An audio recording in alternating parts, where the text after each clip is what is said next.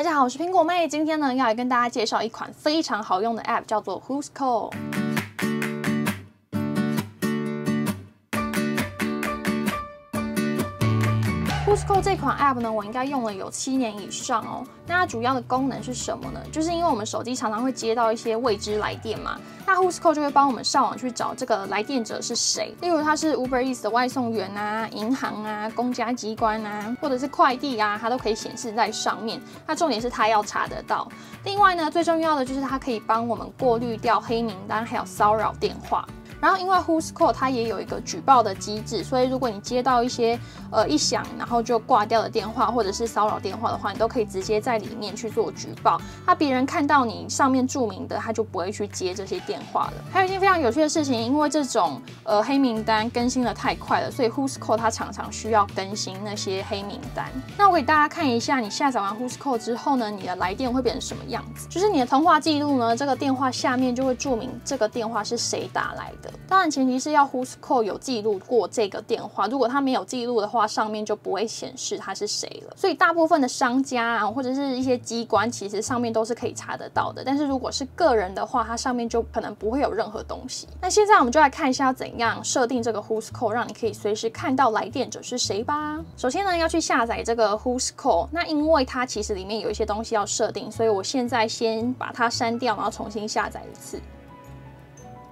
我们到 App Store， 然后里面去搜寻 Whoscall， 什么未知来电辨识及号码封锁，我们现在就来下载。那这边有一个 sample， 我点进来给大家看一下，就是你下载完设定好之后呢，以后如果有推销电话的话，它来电你就会立刻看到说它是一支推销电话，那你就可以直接拒绝它。Whoscall 的功能大概就是这个样子。那我们现在呢来打开这个 app， 我这边还要先更新，我们先更新，更新完之后呢，打开。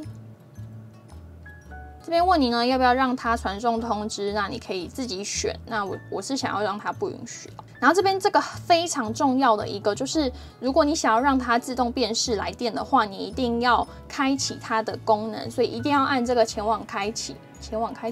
接着它就会自己跳到这个电话的设定的画面，接着我们去找到这个通话封锁与识别。那刚才呢发生了一个小小的插曲，就是我重新下载 Whoscall 之后呢，这个选项竟然消失了。那我上网去做了一下功课，它上面是写说，如果你这一栏消失的话，你就要把 Whoscall 删掉，然后重新开机，然后再下载一次呢，它这个地方就会回来了。所以如果你有发生这样子的情况的话呢，就要把 Whoscall 删掉，再重新开机哦。那现在我们先点进去看一下，这里面呢要把它全部都打开。那现在我们就进到 Whoscall 的 App 里面去看一下。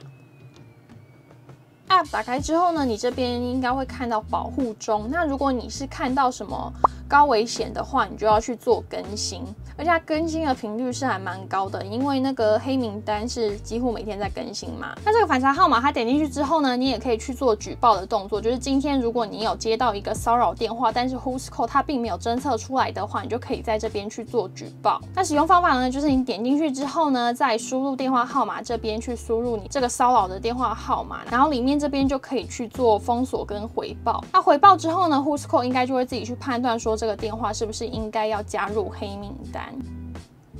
我这边如果要回报号码，它就必须要做登入，所以如果你想要去做举报动作的话，你就可以在这边加入会员。但我自己是没有加入会员啦，我就是单纯在使用别人去更新的这个名单。然后接着呢，下面的这个封锁号码，就是你可以手动去新增你想要封锁的号码。那上面这边也有一个自动封锁的功能，但是它是需要付钱的。那这个自动封锁呢，就是他们会直接把每周热门的诈骗电话封锁掉。那如果是免费版的话呢，就是你的手机还是会响，可是上面可能就会标注说这是一个诈骗电话这样子。所以我觉得这个 App 真的是很多人都必备的，尤其现在呢诈骗非常的盛行，家中如果有一些长辈的话，也可以帮他下载，那他就可以马上的显示说这通电话是不是有危险。那以上呢就是我今天要介绍这个超好用的 App， 但是我相信应该很多人都知道了啦。那我们今天的介绍就到这边，大家有什么问题呢？或者是有什么想要许愿的影片主题，也欢迎在留言区告诉我。我是苹果妹，我们下次再见喽，拜拜。